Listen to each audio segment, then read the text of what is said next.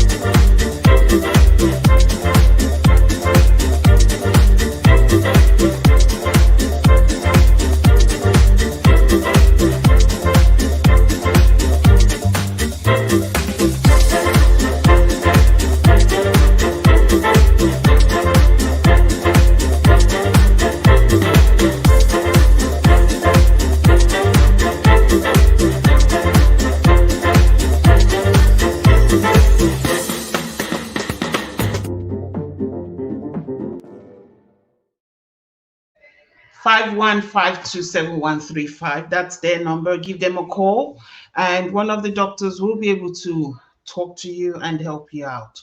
Now, I want to also talk briefly, just briefly, about our next sponsor, Dr. Randy Word, who is a master editor. She's not just an editor, she's a master editor. So if you're writing a book or you're writing an important document or whatever, and you need someone with skill to edit it for you, she's the one to go to. Check her out.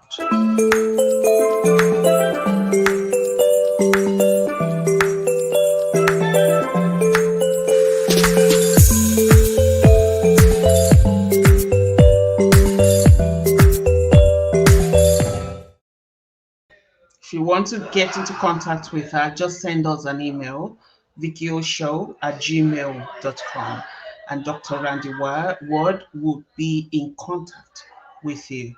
So we will bring on our panelists. So Egbon Yemi, Mr. Yemi Shodimu, welcome to the show tonight. Thank you very much. Always good to have you on the show. Nice to be here, Vicky. I had to step out of a production to do this. Oh, thank you. Thank you. One way or the other, I may need to leave in along the line, but let me just that's okay. At least thank you for joining us. I'll bring Elvis on, Mr. Elvis Nwachukwu. Igbo kwenu.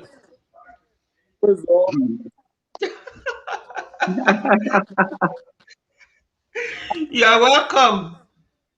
How are you? Really good, really good.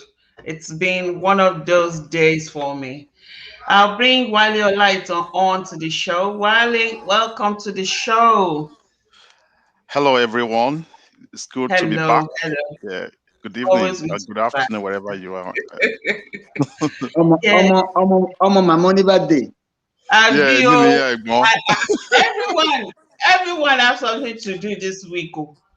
That's that's While Olaiton's daughter graduated, his mother celebrated birthday. Egbonyemi, your wife, celebrated her birthday. Me, my daughter celebrated her 21st today. So we thank God. Maybe mm. Elvis, what did you celebrate? My wife had a birthday too. Yeah, I said, Egbonyemi, I told you now. I said your Okay. wife. You didn't Okay. even hear. You didn't listen to me. I said, Egbonyemi, your wife celebrated her birthday. It's only Elvis, not this week. Elvis, what's happening now? He's planning it. We can't hear you. We can't hear you. Ah, what's wrong with your audio? We can't hear you. Ah, device is not connected. All right, let's just. So it's been a busy week for every one of us. So let's go through how the week has been for us, and then I'll pass on to Wale Lighton. So, Hey, how's your week been? How has my week been? It's been exciting. Of course, you just mentioned my wife's birthday. Hmm. It was fun. It was fun. But outside that, we've been back home here. We've been dealing with the patanic issue. Uh, we've been handling that. It's been the talk of the town, and people have been pushing against having a minister for communication who said some not too very pleasant things years back. But this, of course, obviously caught up with him, and Nigerians are upbeat about it. But of course, I guess the federal government has stepped out to put up a bit of defense for him. To say those things, um, while he wasn't, that it was years back, kind of, that he said those things, that he was younger and all that, and probably better informed now. The question, however, is those divisive and they were very divisive statements and tending towards supporting terrorism and terrorists, which I think the international community took note of and made their stand on. The fact remains that the man in question is in charge of a sensitive ministry, Exactly. very sensitive ministry. And some Nigerians are arguing that we can't afford to put so much data in the hands of somebody that had such a belief. The other side of the argument has been, of course, it's probably the word born again is better informed, but I'm not too sure whether Nigerians are convinced about the defense put up for this man. Outside that, kidnappings have not stopped, and every new day is like a blessing or a miracle to the average Nigerian. This is not to sound alarming, but that is the reality. There are some communities that do not sleep. Hmm. Some communities can't afford to sleep. And when they even are awake, they are probably helpless when the marauders or the terrorists come in. They're probably helpless because help is probably hours and hours away. And these evil people would have done their bit. But not to take too much of the time, that is the situation right now. And I guess Nigerians have now turned to prayer warriors. Hmm. Wow. Thank you, Egbonyemi. Wale Lighton, please. for me as well, uh, without repeating, I think that the Honorable Minister, case has been all over the news recently, and the need for the government to act and to act decisively on him. Unfortunately, when the government actually responded, they responded in defense of this minister, which is very pathetic. Another thing that Are you able to share what the minister said? And also, is he a minister of communication, or what minister is he? is Minister for Communication, What and happened to what happened to Lai Mohammed? it's information. Oh, So they've oh, got two ministries. So they've got Lai Mohammed as information minister. They have this person in charge of communication. information. Communication are more related to like technology part of the information. So he's more on the communication and the technical side of things. Why Lai Mohammed is the information ministers. So without wasting, I think he's made some comments that are linked to being a terrorist sympathizer. Most of his comments, alluded to sympathizing with Al Qaeda and some terrorist groups, and those ideas obviously came into light recently. And as Egmont said, he claimed that was in his younger years, probably when he was in university. And now that he's a grown up and he now has different views on some of those issues. But again, the argument, and it can be argued from both sides of the debate, that in any society that wants to be taken seriously amongst Committee of Nations, why will you put that person in charge of that important ministry where data of Nigerians in terms of their data's just basic general information about Nigerians is within his ministry portfolio. Most of these telecommunication companies and the associated information they gathered is within this guy's ministry. But we've had a presidency that they are supporting their man and they don't want him go. Another thing that really caught my attention during the week was I saw the National Assembly, they're having a debate on how to register. They're creating a national data, like a database, for cows in Nigeria. They want to be What? able to, yeah, like, yes, a national, yes, you heard me correctly, Vicky. Yeah, so they're creating a nation where they can't accurately account for the numbers of Human being. citizens. So it's going through this debate at the National Assembly where they're going to create a database, a national database to be able to account for all the cows that we have in Nigeria. We think that's the most important thing that we need to do now, and it's good to have the records for research and all other purposes. So I'll keep it very brief. So that's my update. Jesus is Lord. Oh. Ah, Mr. Elvis, your turn.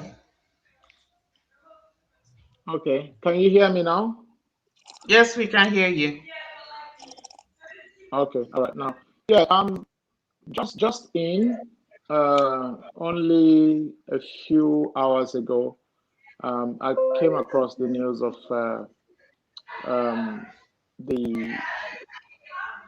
the private residence of the governor of Imo State was just set ablaze by unknown individuals clothed in black, black top, black bottoms.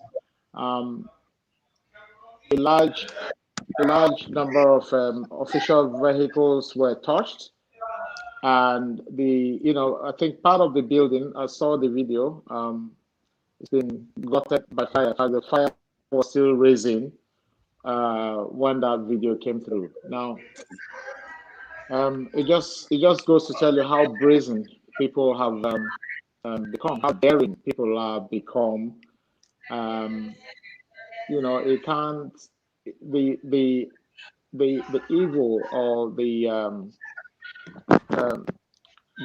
style of governance that the people have experienced, you know, are still experiencing, I think has gotten to the point where people are really dissatisfied.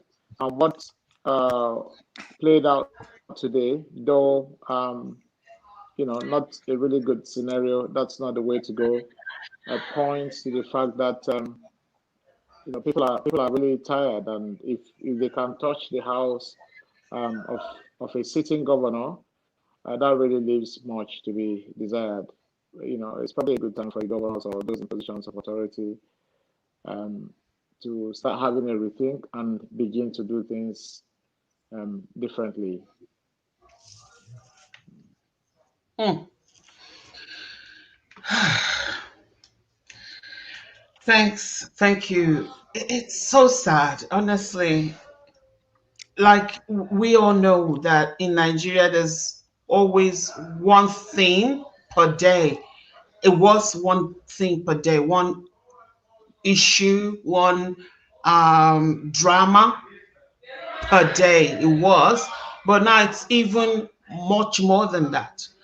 Uh, um, Terrorists kill abducted Kaduna University students. That happened yesterday. So it's like it's not even new anymore. Kidnapping, killing, it's this is becoming scary. Um, Wiley, I'll just pass it on to you. It's depressing. Thanks so much, Vicky. To our viewers, we on the Nigeria we want on Vicky O Show. We're discussing intersection between generational change and attitudinal change in politics in Nigeria. So we have the WhatsApp number on the screen. So we would like you to join us to contribute, your ideas to this important discussion. Um, during the 2019 presidential election in Nigeria, some younger candidates campaigned extensively for the need to pass over, baton of leadership to new generation politicians. They argue that older generation, since independence, have continuously failed, our people, and they argue that the next thing to do, the most apparent, lack of leadership, is to hand over to younger generation. So you want to see, is it a myth that we can stop the clock and turn it back by simply handing over power to younger generation? We've spoken about that a long time. And also, in reality, is positive attitudinal change is the answer, rather than the much talk about generational change. So that is what we'll be examining, in today's program. We're looking at the two, looking at in terms of the generational change and the attitudinal change. That has to do with the attitude, of our people. To get it to start, I'll put the first question. I will start with Egbon Yemi. One of the key requirements for generational change in politics is that politics will improve by turning power over to young men and women who are less tainted by tribalism, corruption, and lack of vision for Nigeria. What is your take on this? One of the key arguments. Do you get that question, Egbon? Or you want me to go over it again? One of the key arguments for generational change in politics is that politics will improve by turning power over to young men and women who are less tainted by tribalism, corruption, and lack of vision for Nigeria. So what is your take on this, Egbon Yemi? I'll be very honest here. It's sounding more like a myth to me. It's really sounding more like a myth, unfortunately. I've um, I've looked around. I've listened. There are young ones who have this very positive attitude towards leadership. There are young ones who, because of their education and exposure, are determined to make things right. There are young ones who have seen a bit of the wrongdoings of the older generation, and they think things can be done a lot better. But unfortunately, I must say this, they seem to be in their minority. More and more younger ones are tilting towards what the older ones are doing wrong. I've seen a lot of young ones who are actually very keen on what they can acquire materially. Unfortunately, the older generation, and I'm not going to just do a blanket thing, but a big fraction of the older generation is not laying good example for these younger ones. I deliberately posted something I saw on the group chat earlier today, and I almost saw it as an answer to this question that I envisaged. I saw it this morning and I felt very, very sad. That, of course, portrays where the younger elements are diverting their energy. When an artist sang Kinshati Lowo, Kinshati Lowo, by whatever means you want to acquire wealth, by whatever means you want to be affluent, by whatever means you want to achieve societal positions, just get it. Doesn't matter how. And that's the trend we are seeing. That is the trend we are seeing. I've seen younger ones, even during campaigns, who are only interested in what they get at that point. It doesn't matter what happens to the society later. It doesn't matter what kind of leadership you end up with. They just want something at that point in time. So you find out that just a shift, a generational shift, will not do the job, will not do the trick. If attitudinal change is absent, both in the younger elements and even the older ones, then we'll still be marking time. It's a big problem. It's a huge problem. And I keep saying this. I pray we do not go the way of some other countries. I just realized that maybe mentioning a particular name or a particular country may not even do justice to it. I hope we do not go the way of some other countries that have gone down the drain. It is scary. I must say this. It is very, very scary. Just listen to arguments and you know that wahala dey, real wahala dey. Let me just leave it at that for now. Okay, thank you very much, Egbon. So moving on that same topic, my next question will go to Vicky. This time around, and the question is very specific. Why is Nigeria not providing clear pathways for a generation that is more technologically savvy, well educated, intellectually sound, and more driven to provide much needed political leadership? Like in many advanced countries that's around the world, you see that pathways that they create. And when you see someone become a leader or the prime minister or becomes the premier of a state, you can look back and can see, okay, this is where that journey started.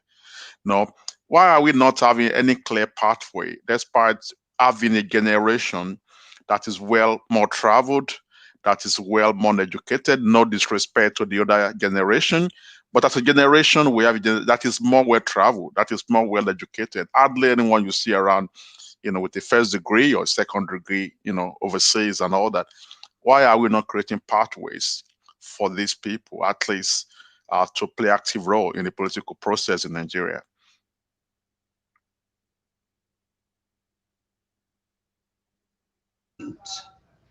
All right, can you hear me now? Yep. Yes.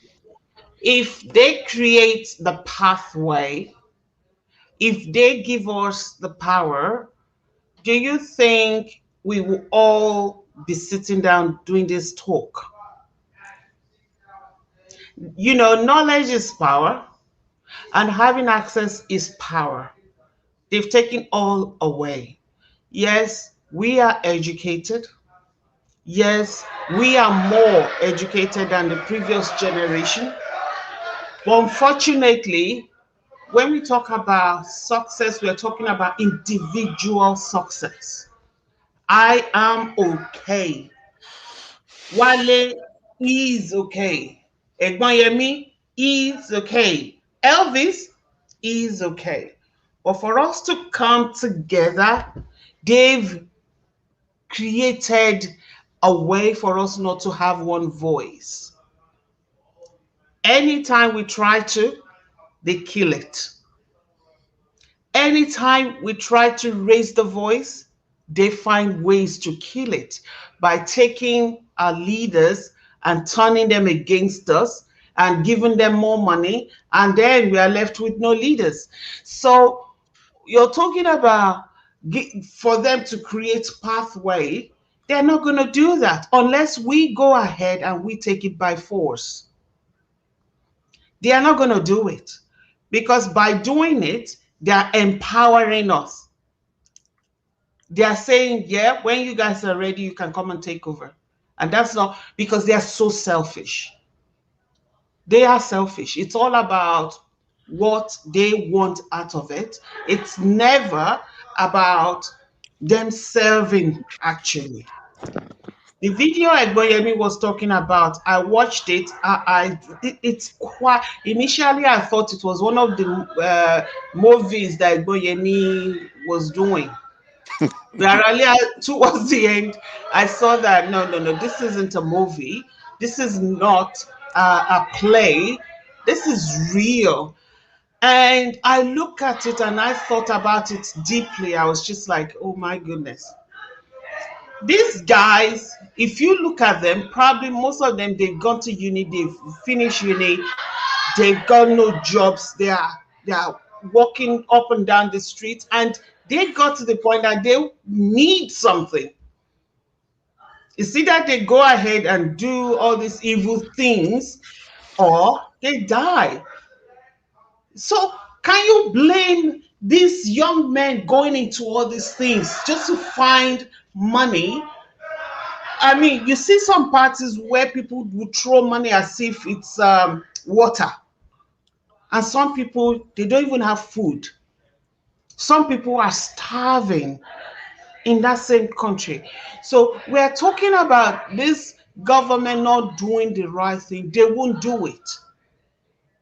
Because if they will have, if they can think straight, instead of taking money, stealing money and taking it out of the country, use that money to create jobs. Use that money to create companies that will make you more money, and then give people jobs. Give these young people jobs. But they're not doing that. So they are killing them.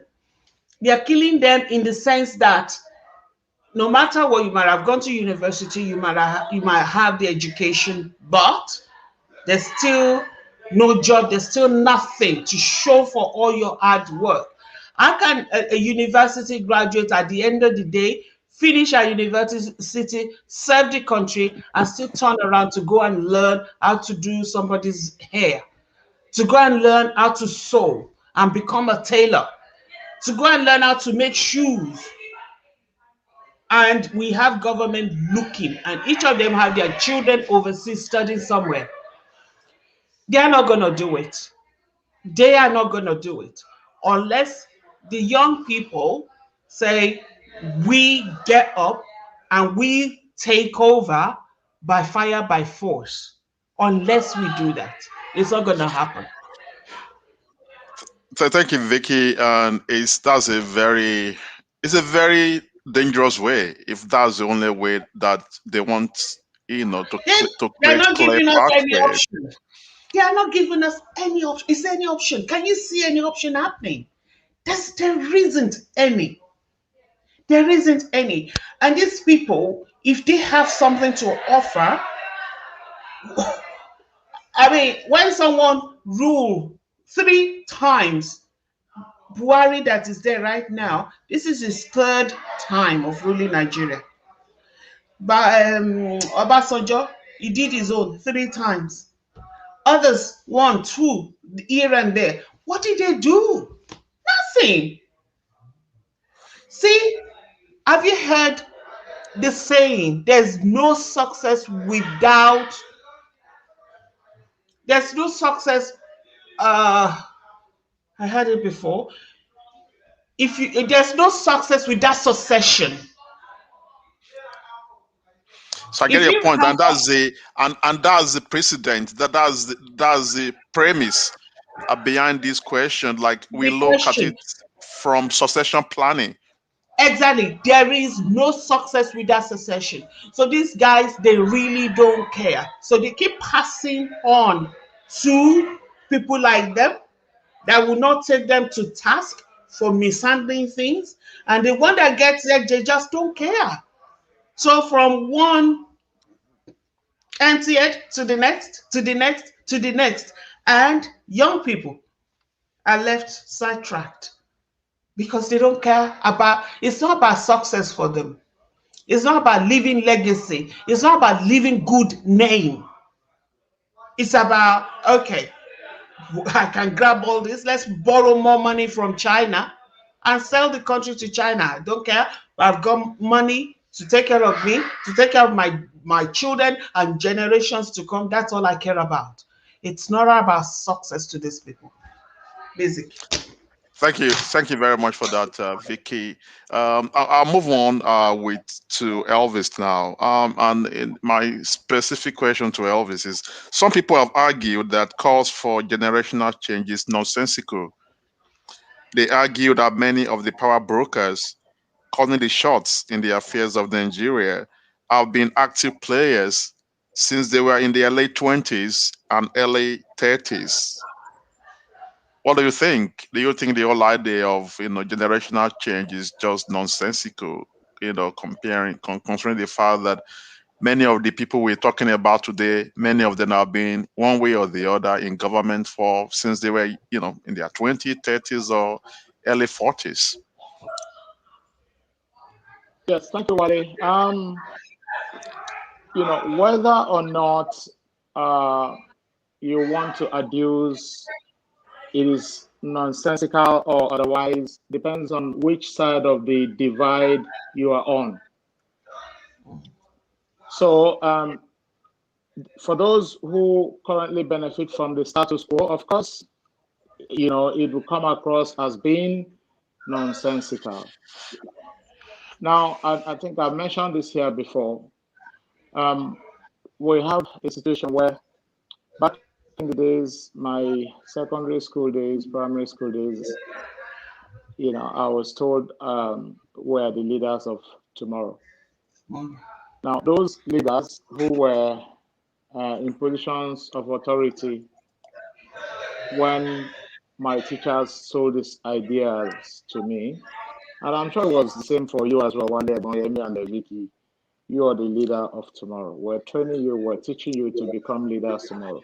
Those same people who were in positions of authority at the time are still very relevant in today's scheme of things. They're still very relevant in today's government. Of course, it will be nonsensical because, they are benefiting from a system that actually does not work. I recall, and they're not doing the country any good, to be honest.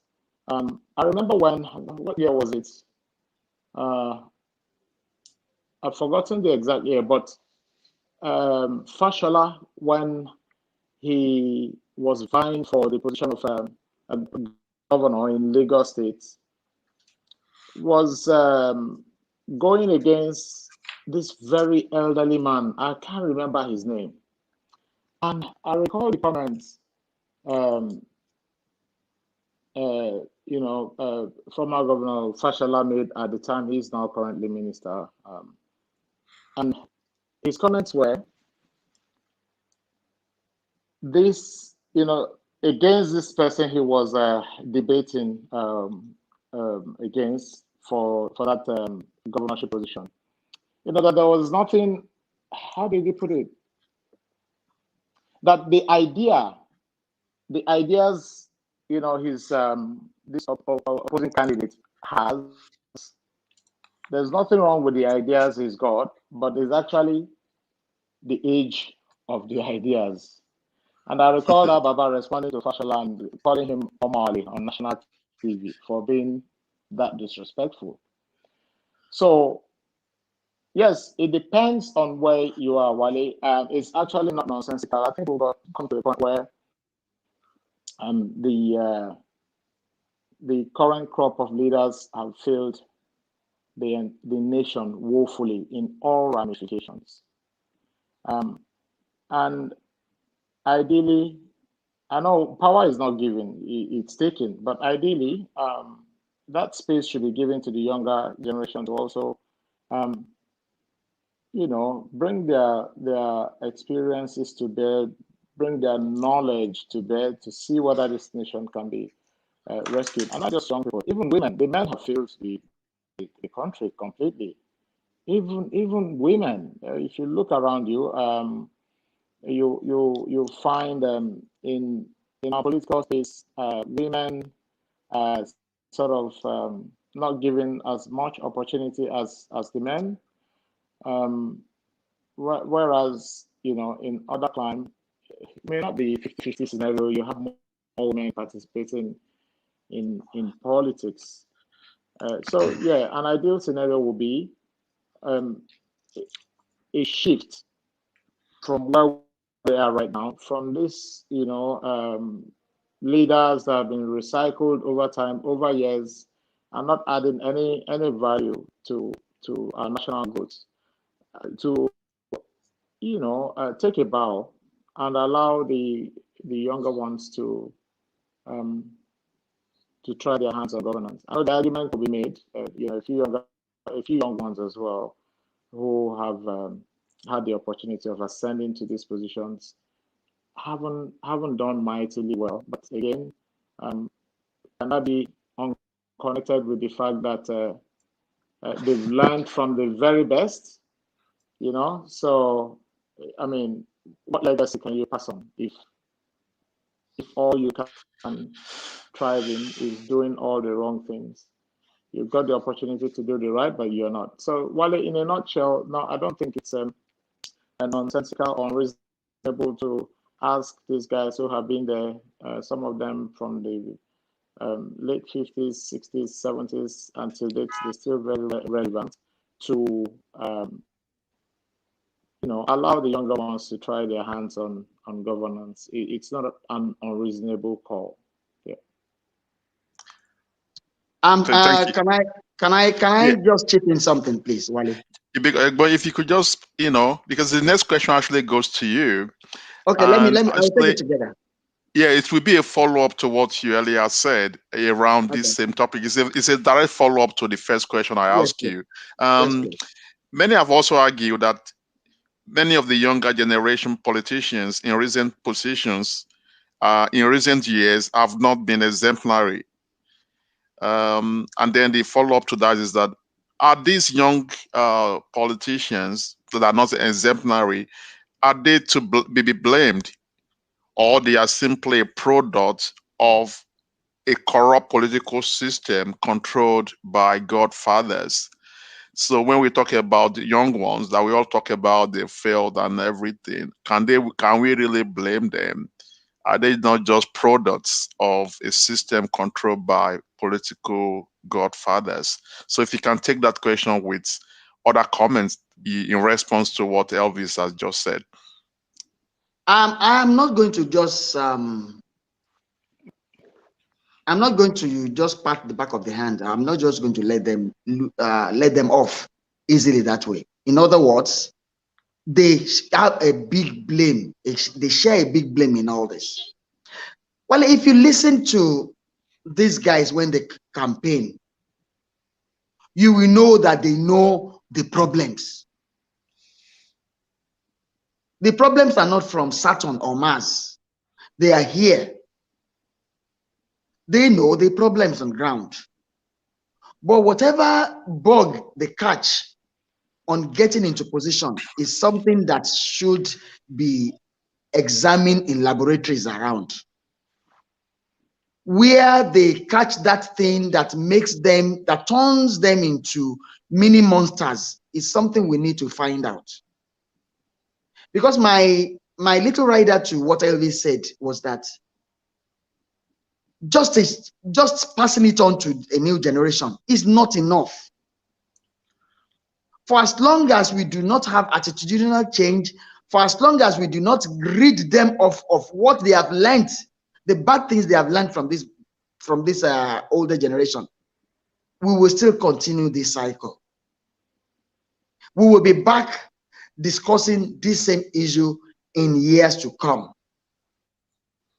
When you watch the body language of even the younger elements within our political structure, you know it is scary. Yes, give part of this blame to godfathers and to the older generation they've met there. Give it to them. Yes, these are the ones that have created a template that will not move a society forward. Okay, fine. Now you are getting in there as younger generation, you are better exposed, you are probably better traveled, you are better educated, but you still probably do worse things. They will fall for anything. A lot of them will fall for anything. And that is where the problem is. We need a surgical operation. We need to tell ourselves, listen, we are going down the drain, and we are all going down that drain if we do not stop and reappraise and reassess our approach to things. The problems are staring us in the face. The solutions are there. They are not to be reinvented. The solutions are there. They are very, very basic. But for as long as we think, let's just join the train, then we will join a train that is going to derail. And frankly, we are derailing right now. We are derailing. So Vicky said something earlier about that they don't care. Yes, they don't, but they also care. And luckily Vicky added that also. They care about their fat bank accounts. They care about their own children taking over this looting spree. They care about enjoying those things in some other places, UAE, Canada, Australia, Britain, America, where there has been a structure. They want to enjoy those facilities there because they will be paying for them not out of their own sweats, but out of the Commonwealth. The honest truth is, we are in an experiment. We've been experimenting since 1960 and maybe earlier. Experimenting nationhood. The structure to put specific things in place is still not there. We are operating a constitution that was put together by a few generals who had behind their mind, in their mindset, things that would benefit them, things that will not rock the establishment. That is what we are still operating. We the people. No, They, the generals, wrote the constitution, not we, the people. And right now, we are still pretending that all is well. And I've said this over and over again. A lie ceases to be a lie when it is agreed by all concerned that the truth should not be spoken. The basis for even operating a nation are shaky. They are probably not even in existence. Because if you have a constitution that you did not have an input into, you are just a master's voice. You're only operating a template that has been passed on to you, whether it is workable or not. That is why when we wake up in the morning, we make a pronouncement. But watch out for it. Before nightfall, we are going to say something else. That is where the problem is. So, back your question in short, answering your question in short, it's a problem. Yeah. We are sitting on a keg of gunpowder. The older generation, yes, to be blamed for whatever their misrule, for their attitude and all that. But the younger generation that is taking over is also in a race. In a race, not in a race to put things right, not in a race to ensure that we become a nation that we have a nation that we are proud of, but in a race to become millionaires and billionaires. That is my fear. Thank you very much, Egbon. And talking about the next generation that is preparing to take over government, we had a few of them at the last election in 2019. We had Fela Durotoye, we had Kingsley Moghalu, we had Omoyole Sowore, and a few other ones. And my next question goes to Vicky. And at the last presidential election, Omoyele Sowore of AAC was famously quoted saying, "An analog brain cannot lead a digital populace. An analog brain cannot lead a digital populace."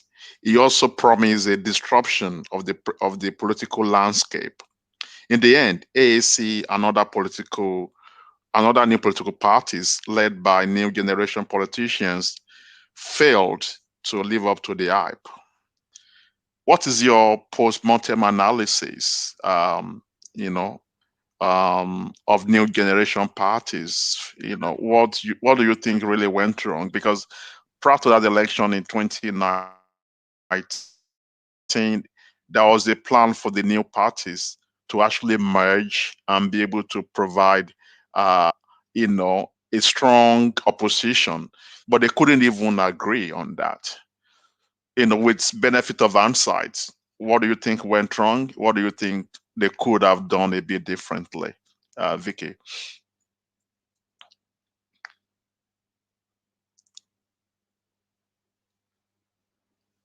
You're mute. Sorry about that. See, the way I see this is Yeah. that when you want to build a house, and I'll use this as an example. A while back, we were building a new house. So we signed the document, and the builder was starting to build a house. So we went away on holidays for 5 weeks, thinking that by the time we get back, at least he would have done a lot of the work. We got back, they were still digging for the foundation. And I was just like, I was shocked. Yeah, come on. It's only 4 months. That in 4 months, you'll be handing over to us the key to the house. But you've taken 5 weeks to dig for the foundation. What's going on? And they had to explain to me where the house is where the land is, and where they had to do some technical stuff and blah blah blah. And they had to, because being a double story, they had to do certain things and blah blah blah. That just wait, we will give you the key in 4 weeks time, in 4 months time. um and that was it. That was exactly what happened. They know what they were doing. They were building the right kind of foundation for the house that we wanted. If a foundation is not right, whatever you build on will not last.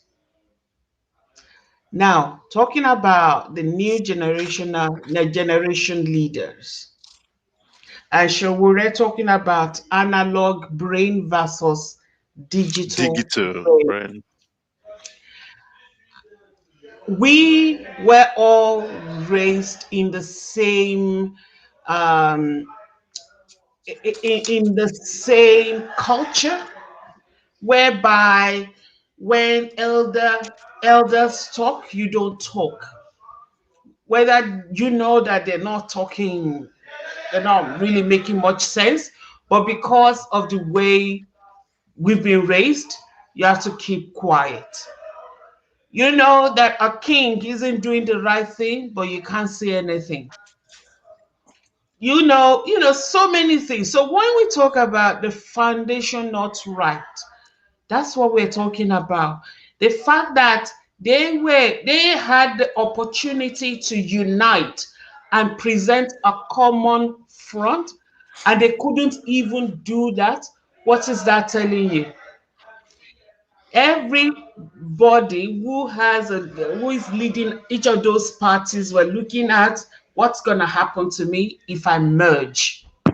I'm a leader in my own little cocoon. Now, if I merge with this, I'm going to lose the authority that I have, even though mine is quite little, but I'm happy with what I have. And the next Mm. person is thinking the same, and the next person is thinking the same.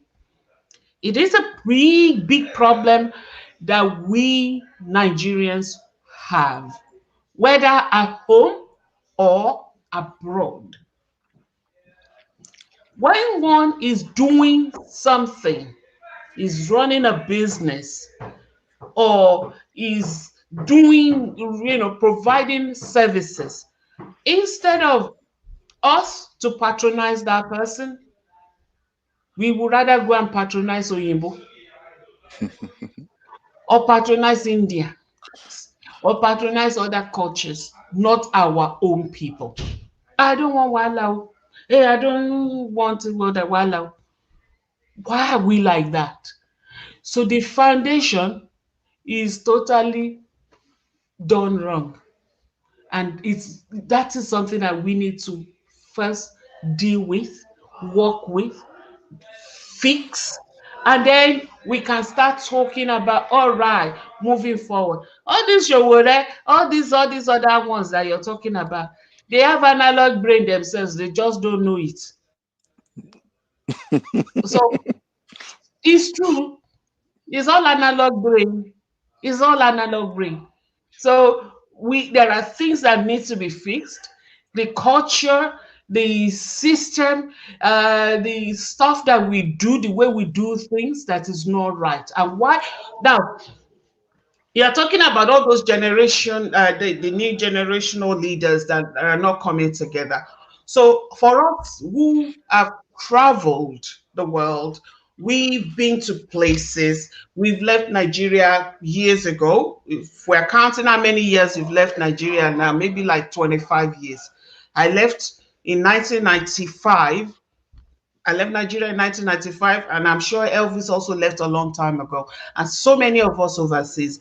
But why can't we do things together, even when we've been away? We've been in other culture, other system. We've seen them. We've seen how they do things. But why are we not still working together? And you're not talking about those at home. Hey, honestly, this we need to fix the foundation first, and then we can talk about moving forward. Yeah, that's very loaded, Vicky. Very loaded response. But my take home is, essentially around what you said around the foundation and, the good example you gave around building an house and everything. And, so I think that's a very, very, good example. And the the rhetorical question you ask, what is really wrong with us?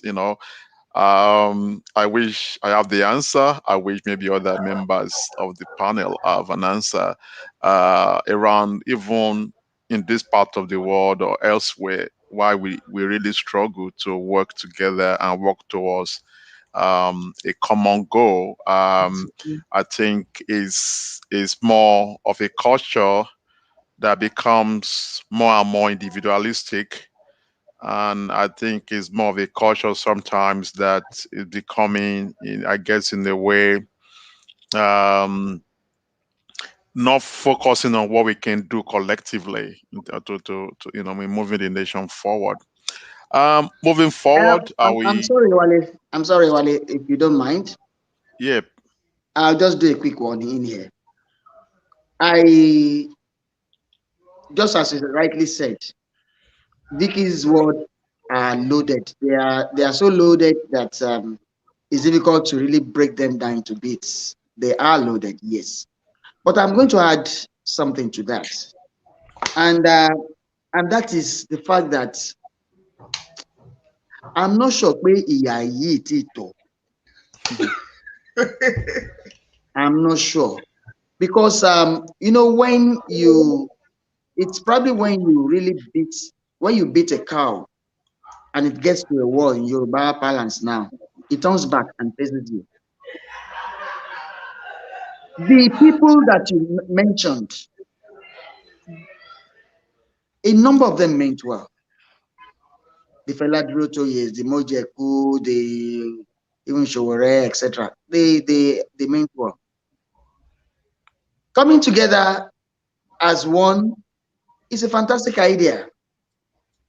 But are we as Nigerians ready for that desire of our hearts? Are we as Nigerians ready to go the right path? Are we not more interested in heading toward the forests? Those guys were up against Goliaths. Unfortunately, situation did not provide them with the catapult or stone to use, at least the anointed one. That's a problem. The electorate is fixated about the two big parties, APC, PDP. And I'll tell you, take it back in the last few elections. If you are not running on that platform, forget it. It won't happen to you. You may be the best from anywhere. That is where it is. Those are the ones that are capable not just of mass acceptance, but they are capable of mass manipulation. They are the ones that can rig angels out of heaven.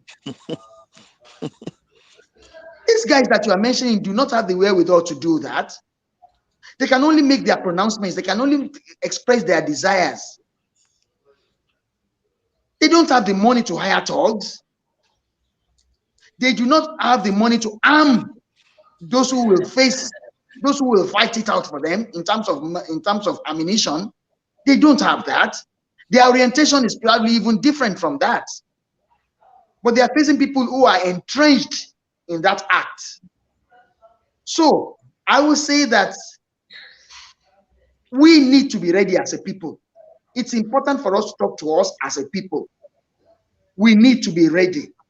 Are we not still interested in that 1,000 naira or 500 naira that will be given at polling booths to thumbprint our lives away? Don't let me take too much of your time. Thank you very much, Egbo. And Mappies, the discussion, with one is linking to the next, and what you just said, you provided, the link to my next question that will go to Elvis. Some have argued that rather than focusing on generational change, positive attitudinal change amongst politicians, old and young, is what is needed to fix politics in Nigeria. what is your take on this? You know, just linking the focus has been on generational change for most past hours. So we're looking at beyond that. Let's focus on the attitudinal change. Older than your politicians, is that where the solution lies?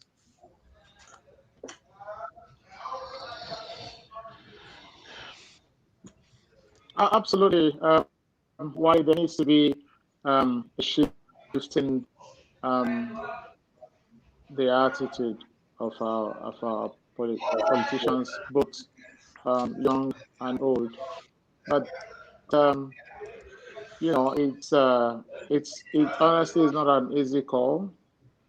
I just don't jump into these discussions without also addressing the cause of the problems. Like Yemi rightly mentioned, there are people, you know, for example, ready to forgo that 1,000 naira they'll be giving to they'll be giving to them at the polling booths and just vote their conscience. You know, I've said it's, you know, I can't say it enough. It's a cause and effect scenario. Nobody, like in Australia here, and I'm sure that's the case in other advanced countries of the world. Yeah, you don't. People are not as hungry as they are back home. I'm not saying there's no poverty in some of these countries, but you know, you also have systems in place to cater for such such people who are lacking, to the extent that the stipends you offer them will you know, will not make them vote against their consciences. So yeah, the cause of that problem, first of all, needs to be addressed, and that comes back to the question you put forward to me, or why there needs to be a change of attitude in the way our leaders actually do things. Because when you push a man to the wall, he can't open the wall and keep moving. I've said it times and times again, and I'm going to say it tonight. People have been so pauperized that you know, their brains have gone kaput. So you know, the mindset is this is the opportunity to get a few dollars or a few naira or a bag of rice or whatever. I know this politician. I won't see them again. It's the next 4 years. I'll probably bump into them again. Let me, you know, grab what I can now. And that's only because these guys are hungry. If we had a system in place that will take care of them, if the politicians were doing the right thing by the people, you know, solving all those problems they're elected to solve, fixing, you know, providing infrastructure, which will lead to job creation, and you know, of course, it's got a chain reaction. You know, when you fix one area, it's going to have a positive effect on other areas. So as long as that is lacking, it becomes difficult for the masses to also react in the right way. Now, and that brings me again to the question you asked, Wale. Yes, there needs to be a shift in the way things are done back home. There needs to be a shift in the attitude of our politicians. People, you know, like when people go into or intend to go into governance, you first of all need to find out what the mindset is. I know someone who, you know, I was having a conversation one time. He spent, according to them, they spent hundreds of millions to ascend to, you know, ascend to a position of authority. Tell me, when that man gets there, what do you think is the first thing he's going to do? Of course, he wants to recoup what he spent. And he's not only going to recoup what he spent, Gonna make profit. Yeah, he's going to make profit on top of that. So the whole system is just wrong. You know, like once the top is rotten, you don't expect anything better from the bottom. So yeah, there needs to be a shift in focus. There needs to be a change in attitudes. They need, you know, people need to have the mindset of going in to serve and not for their personal aggrandizement. and not like going in there to steal as if, it's going to go out of fashion, just dip your hand into the coffers and steal as much as you can. That's the mindset people have when they want to go into governance. And really, I mean, the attitude needs to change. The right kind of candidates need to go in there who have, the intention to really do good by people and to deliver on their campaign promises. Yeah. So in a nutshell, yes, that attitude needs to change. And once you begin to see that change of attitude, and people begin to do the right thing, of course, that university graduate you mentioned, who Vicky mentioned, who has done 4 years in uni, well, not 4 years, maybe 8 years if you're lucky, with all the strikes and everything, and then do the national service, and still comes back not only to become a tailor. First of all, before they become tailor, they hustle for food in their mother's kitchens. After, it's really frustrating. So, and then people just want to find a way to survive. But if things were right, like we have in this country, sure, if you're in luck, government do the best they can via Centrelink to assist you. There's the youth allowance for the youth who are positively engaged in studies. Those who want to learn a trade are paid to learn the trade. Tell me, the incentive for this person to do anything negative is, unless they are naturally criminally minded, the incentive to commit any sort of crime becomes, reduced, because he's not lacking anything. He gets paid for what he does, and when they graduate, there's a job for them to go into straight away. So these are some of the things that need to change back. And then you can begin also to see, because when you have these changes, it's also going to transcend to the attitudes of our people. Our people will also make a change. Our people, when they don't have that urge, they don't have that hunger in them. They know, yes, I don't need Mr. A's 1,000 naira or to vote. I'm going to vote for the right candidate, one who do the right thing. So everything is linked to they're linked to the other. But if first of all needs to start. I know there's this talk always about the change you want to begin from you. How do you tell somebody who is hungry to change? It's not possible. But make provision for them, and then you begin to see that change. So yes, from the top, we need to start seeing that mindset to want to change things, and then gradually it will fizzle through our people, and we'll start to see that change. Just infiltrate everywhere. Thanks. Sorry, I need to seek I need to crave your indulgence. I'm under pressure to get back into the studio for this production, for a production that I'm on. If you don't mind, I just want to leave a few words. Okay, please do. Please do. Your final word. Yeah, please do. Yes, please. Listen, if we, over the years, if we had gotten our local government system right, the impact would have been better felt within the societal structure. But over the years, we've had local government elections, but more like local government selections that we've had over the years. I'll tell you, we are working towards another one. Another one is just around the corner. And just tell me the state, mention the state, tell me the party in power, and I'll tell you the result of the elections. It is that bad. It is that bad. And for as long as, and now we're talking about even local government autonomy. In our situation, what the local governments get to operate is at the mercy of the governor. We shouldn't be. We shouldn't be. So the local government chairman at the end of the day says thank you for the bits that falls off the governor's table in terms of his own allocation. And whatever is there, whatever little is given to them, they just share and do a few things, a few cosmetic things. And so we keep running in circles. In other words, we need to get our structures right before we can move on. we need to decide, are we running a nation? What system, what kind of nation are we running before we move on? And the people have to decide what exactly they want. We people have to decide what exactly. If a thief knows that when he gets to your house, you will sleep, you slumber, you snore, and you leave your doors open.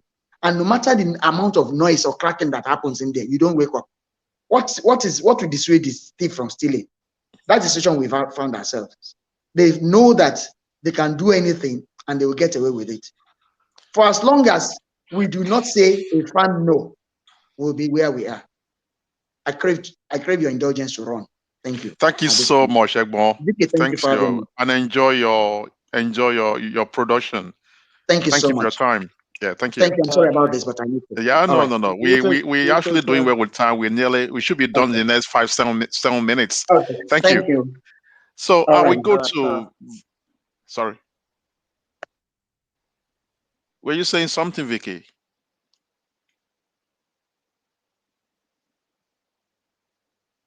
Hello? It's all good. It's all good. Yeah, so my next question will go, and the last question for tonight before we do have our final words, and I specifically go to Vicky, and I will just go back to some of the things we said earlier. We've said earlier that these people, the politicians, they are not going to make any change. They're not going to, even you said that earlier, in this discussion, that we need to really do something to make them change, that they are not going to willingly change any system. And I think I agree with you, and many other people, share that view as well.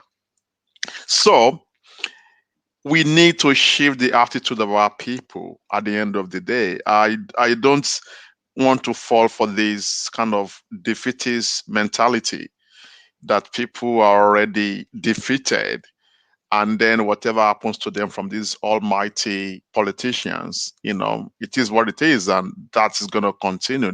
That means nothing is going to change.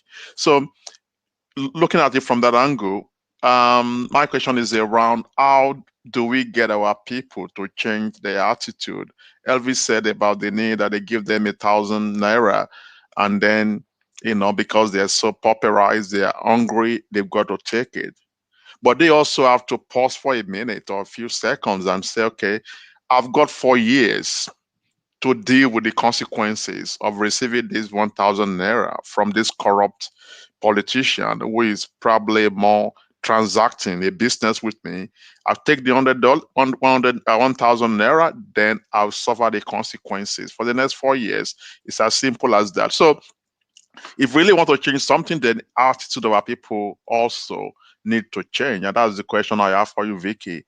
Tell our people, what do you think they need to do in terms of, that attitudinal change that we've spoken about, for the politicians, for an average Nigerian as well. We need to change our attitude. And that's the, use your experience around behavioral change, attitudinal change, and talk to our people about the need for our people as well to change their attitudes in general. No doubt our people, they need to change their attitude. But Elvis said it. When you are hungry and you are desperate, you do what you never think you'll do in your life. I pray you never find yourself in that kind of situation. But if you ask most Nigerians, that's the situation that they find themselves. That's the reason why their thinking process is, if I don't take this money, I don't know what I'm going to do. Let me just take it. Everybody is taking it. So in terms of them changing their minds, would that ever happen? No, it won't happen unless we have a group of people who will help in terms of feeding, sorting them out first, and then educating them. Group of people that are not their idea or their goal or their vision, let me use the word vision, their vision is to get people, Nigerian, to a place where they can freely think and make the right decision for themselves and their children. Hungry people cannot think, they cannot process things. You see, there are hungry people and there are people that they have the money, but are they're not hungry at all. But what they are chasing is to be seen, to be seen by. I mean, to move with the Joneses. Oh, they ride Mercedes Benz. I've got to ride Bugatti. Oh, they're Mm. living in a big two-story house. I've got to build a mansion. I'm not talking about those people. I'm talking about people who are actually they've got nothing. They've tried, they've pushed one of their children to go to university in order to finish and get a job and then help them out. And that isn't even happening. They've got nothing, no hope, no nothing. And where most people in Nigeria do go to for where they think by believing, by having faith that they will be all right, that things will turn around for them. They go to church, they go to night vigils again and again. And what happens there? Pastors also do their own on them. So they've got nowhere to go. They cannot think. Absolutely not. So to get them to that place where they can start looking at what the decisions that they are making and the actions that they are taking, what impact that will do on them, you can tell them from today to tomorrow, it will go in through one here and go out on the other because they are hungry. And that is a weapon that those in the government are using. It is intentional.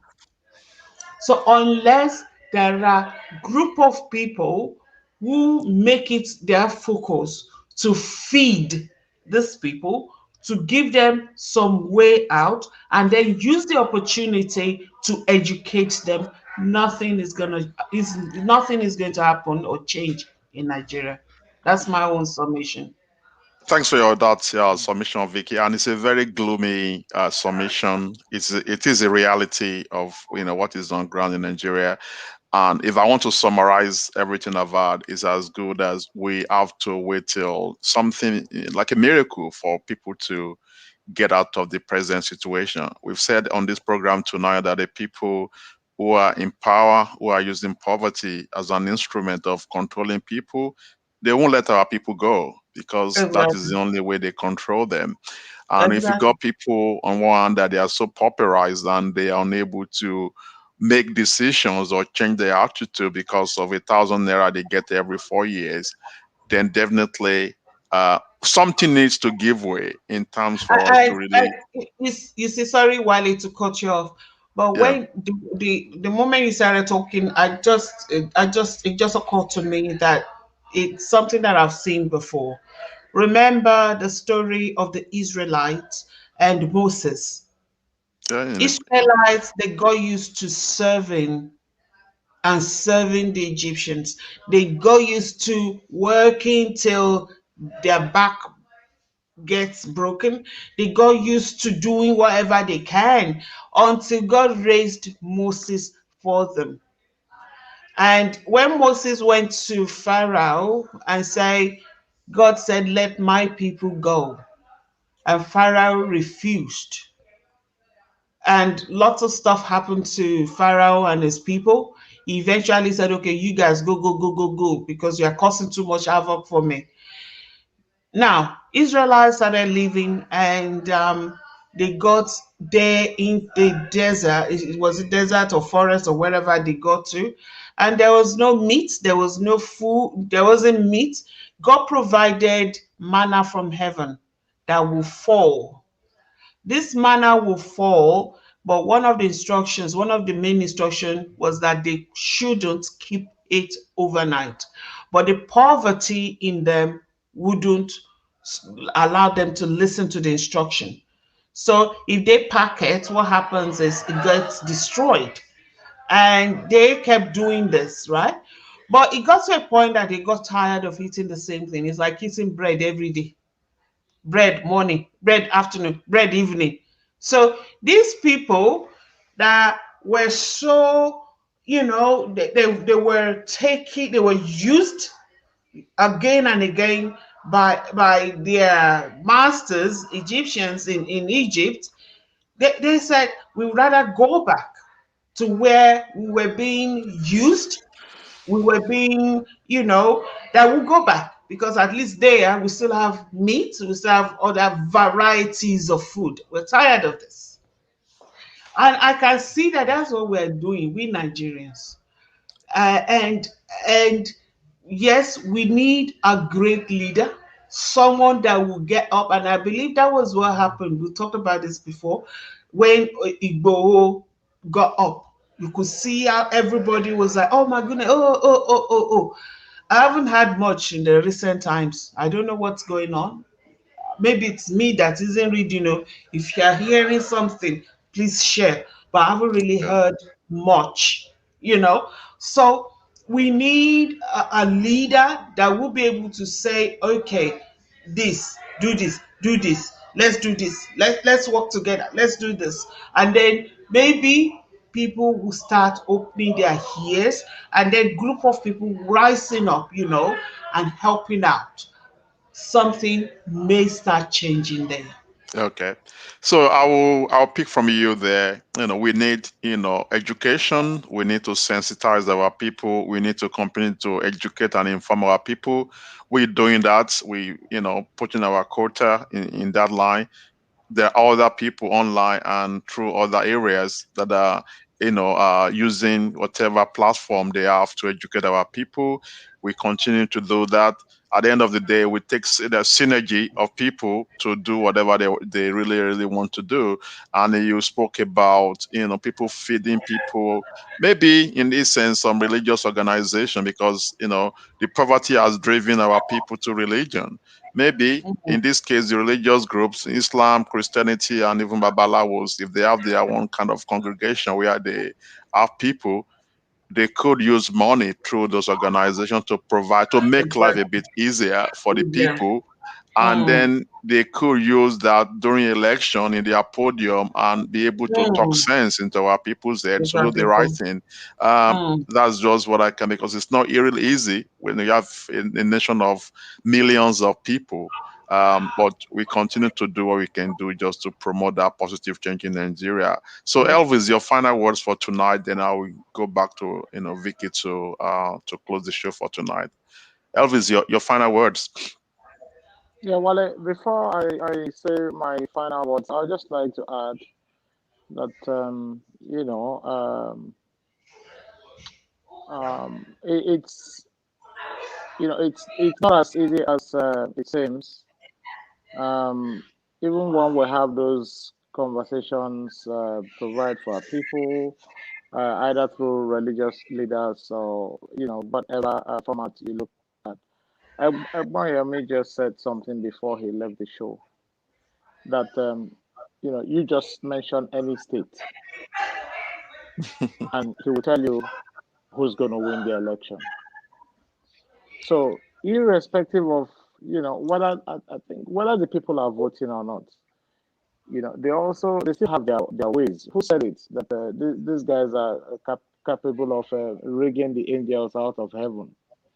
They are so, yeah, they are so desperate that, whether you like it or not, they get there anyway, either by hook or by crook. Um, so it's not as easy as it seems. Like the people, what will prove to you and I that the people are really tired? If we backtrack a bit and recall what happened during the NSAS protest, that was going somewhere. The people were tired. What did the government do? Well, we heard rumors. I can't prove it, but I won't be surprised if it did happen. Sponsored some hoodlums to start looting, Mhm. um, and then tag them, looters, thieves, and criminals. And then what did they do? Sent out the police, the army to the streets to end the whole protest. They knew it was going somewhere. So that's to tell you, Wale, our people are tired, and they're actually trying to do something, and it's not easy to fight against this evil, that's surrounding us, that's taking over our space. But yeah, that's not to say the people should give up. No, another opportunity may present itself, and if it doesn't, um, something as a bomb we usually say, we're sitting on a keg of gunpowder in that Mm. country. We can't pretend that all is well. It is not well. Only a fool will think, oh look, it's going to be business as usual as always, and that the people will keep taking the nonsense they've been taking for years. If anybody told me at the governor's house with all the security, my own state governor's house would be torched, and this was happening only a few hours ago, well, I'll tell Mm. you, impossible. But it happened today. It just tell you how tired people are. People. We need to have, and we have had that uncomfortable conversation. We had it during JJ's time, Goodluck. We had it during Obasanjo's time, where billions of naira was expended on sitting down. Like they had this constitutional conference, and then the other conference. We had all these discussions. People spoke. Reps spoke on how we will live in this house called Nigeria, how they'll be comfortable to live, and we had all those conversations and agreed on something that will make people happy. And then some people, after spending all that money, swept it under the carpet and continue to do things as normal. Obviously, those who um, changing the status quo or this scenario we have now may not benefit. You swept it under the carpet, and what are we seeing today? Pockets of violence here and there. People agitating, want to live, want to have this, want to have Biafra, want to have Odua. You're gonna Yeah, keep yeah. getting that. So until we implement, those conversations, those genuine conversations we had, um, I don't think we're gonna go anywhere. And once those conversations are implemented, you begin to see that attitudinal change we're talking about. You begin to see our people also want to change to Yeah. do the right thing. Okay, those are my last Th- words. thank you very much. And my last word before I hand over to Vicky is that on this program we promote peace. We want peaceful resolutions of problems in Nigeria. That's why we dialogue. That's why we prefer ideas and solutions. But every elementary student of politics, we know this, must have heard this, revolutionary code that, those who make peaceful change impossible make violent change inevitable. Inevitable. Is Yeah. yeah. Hopefully, we won't get there, but the more you look around you, that's everything to make peaceful change possible. The more you look around you, the more it looks like it's not going to happen. But the status quo cannot continue, and I hope the politicians, they are listening. I hope they are looking at the situation. They know that at the end of the day, one we has to give way one way or the other. So that is Mm. just my final word, that I hope hopefully they will listen and do the needful, not to turn the whole country into a big state of violence across the country. Thank you, and over to you, Vicky. Thank you, Wale. And thank you, Elvis. Thank you, Egbonyemi. It's another great show. This is a place where we say it as it is. We don't promote violence, as Wale said. But of course, we look at the situation, we talk, we dialogue, we discourse, and we just hope and pray the right people making the decision can hear and start working towards making a change happen. That is what we hope for. That is what we pray for. Um, and also for anyone out there, any Nigerian out there that may be watching or listening to this, it's also important that I remember since I was little, we've been praying for Nigeria. Every time, Nigeria, Nigeria, we pray. So there, even the Bible says, work without, prayer, faith without work is dead. So we've prayed, we've prayed, and we've prayed. We've done night vigils and all that, which is good, but we need to also take some actions. And some of the actions is that maybe those that can afford it help out others that are struggling. Feed them. Don't leave them at the mercy of these people that have no mercy for anyone. Feed anyone that you can. um few people that can afford it, come together, feed some 5 families. When people have something in their tummy, it's easier to think. If you look at yourself, even here where we have food is not a problem here, but there are times you work. I'm not sure about you, but for me, there are times I work and I forget to eat. But by the time my tummy starts raging, I can eat. I feel like if elephant should come in front of me, I'm ready to eat that elephant. At that time, brain doesn't work properly. It's not as sharp as it normally is. So now imagine going through that day in, day out. There's no hope for when the next food will come in. Kids school fees, they're chasing you down. House rent, you are running away from the landlord. Electricity bill is there, you haven't paid. You just have all these things going on. What are you going to do? If somebody offer you even a can of rice, you will collect it. So if any one of us, whatever we can afford, let us do, and let us help and lift somebody up. That's how we can help. That is how we can start. If we can do that, it's easier for people to start listening to us. So I guess that is what today's show is all about. Yes, we've talked about generational and uh, um, and other stuff. But at the end of the day, it comes back to, do we want this to keep going the way things are going, or do we want change to happen? And if we want change to happen, check out your neighbor, do whatever you can to help that neighbor. And if we all can do that, things will get better. And when we have, let's say, we have town hall meeting sessions where we talk about where to from here in Nigeria, you know, people will listen, people will take something out of it, and people will bring ideas, and things will start getting better. So not all hope is lost, but individually we can start doing something. And then hopefully the change that we all clamor for may eventually come to us. So once again, Mr. Everson Wachuku, thank you for your time.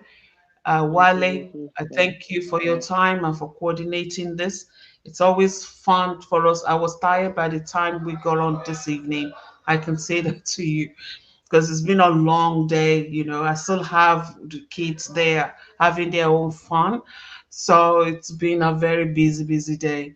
But now I'm still kind of chatty. I can still go on for the next 2 hours. But of course, you guys need to go and meet madams, right? So thank you for your time. And let's work out when we're catching up, guys. Um, all right. So, well, let's say good night tonight, and then we'll catch up again next Saturday. You have a lovely Sunday, and everyone that joined us today, thank you for joining us and watching. We've got a few people, new, some new people that actually watched and commented. Brother Jangua, I'm not sure if any of you know him. Bolanle Omoga, and a few others. So thank you all for watching us. We thank you. We appreciate you. Thank you for your comments. So until next Saturday, Mwale and Elvis, you take care, be blessed, and all our viewers. See you later. All right. Good night, Vicky, See and ya. thank you Thank for you. not keeping us for another 2 hours. Thank you. I won't do that. Bookie will not forgive me. All right. Good night. Okay. Take Good All right. night. Good care. night, Wale. You Yeah, Yes. take bye. care. Bye. Yes. Bye. Yes. Mhm.